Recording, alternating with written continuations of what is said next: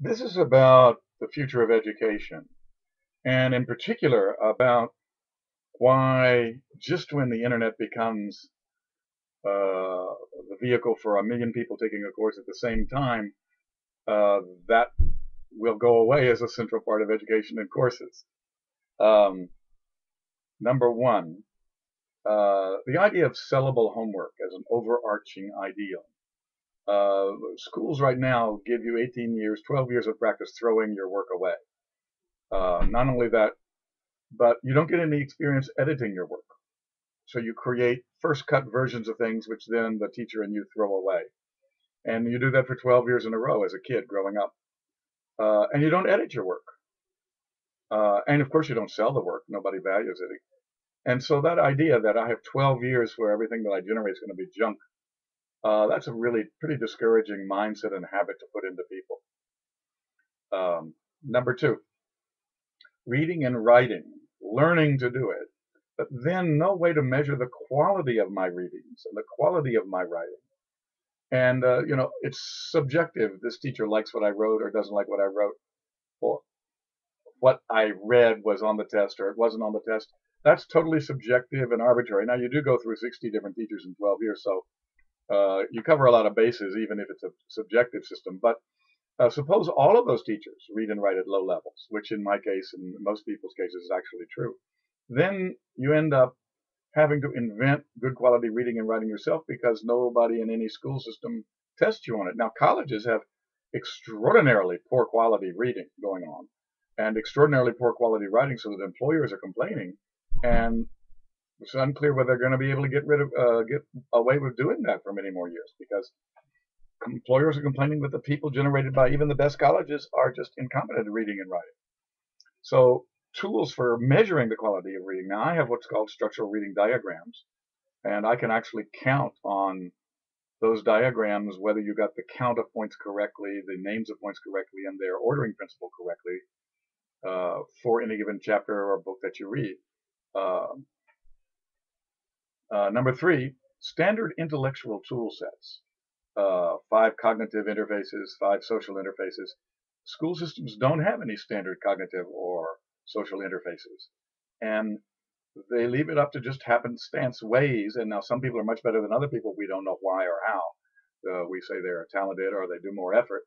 But if we had ways, actual methods that were taught, perhaps everybody could be excellent, or a lot more excellent than they are.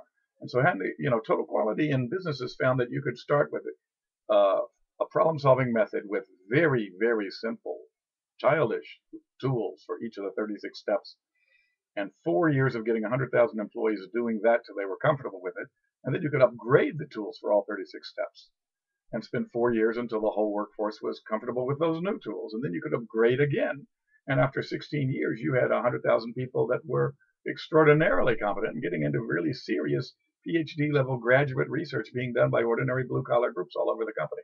Fuji Xerox at one time, I don't know if they still do, but 10 years ago, they had at least a couple of hundred work groups a year doing better than MIT quality dissertation statistical research on work process root causes and performances by just standard tool sets that they gradually upgraded across the whole workforce. Why don't we do that in schools? Why is it that no school system in the whole world has ever done that? Number four, mass replacing sitting and passive stuff with research events, invent events, customer contact events. Um, the best corporations do these already, and they are much better, faster, more intense, with usable, sellable outcomes.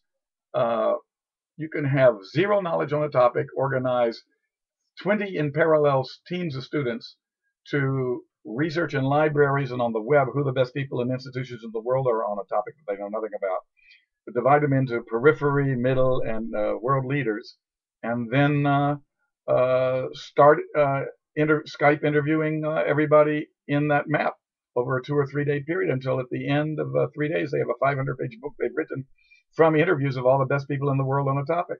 So from zero knowledge to the world's best 500-page book filled with the ideas of the top people in the field in 3 days by ordinary teams, say 20 teams of students all working in parallel on doing this. That's called a research event. It's much better than many classes. Think about a class where all you did was once a week a research event like that for 10 weeks in a row, how much you would have. You'd have a 500-page book each week times 10 weeks would be 5,000 pages you'd written and published, maybe sold by the end of that one course. And then homework and classwork with customers. Imagine studying the requirements of somebody and doing research that they needed and invention that they needed that met their needs as a course. Why is it you go through 12 years of schooling without ever doing that? Why is it that you do stuff sort of idealistically out of the blue and you don't do it to actually please a customer? This total lack of customer concept and contact for public schooling years is just a destructive, a bad habit to put into our minds. Marketing ideas and products. You can have a great result and nobody in the world benefits because they don't know it's there. 7 times the budget for developing software ends up having to be spent letting people know the software exists and is good for them. Marketing is 7 times the expense of product development in most software companies. You can go through public schooling without any hint of that kind of thing. So these are some ways in which I think public schooling fundamentally needs to upgrade itself to our era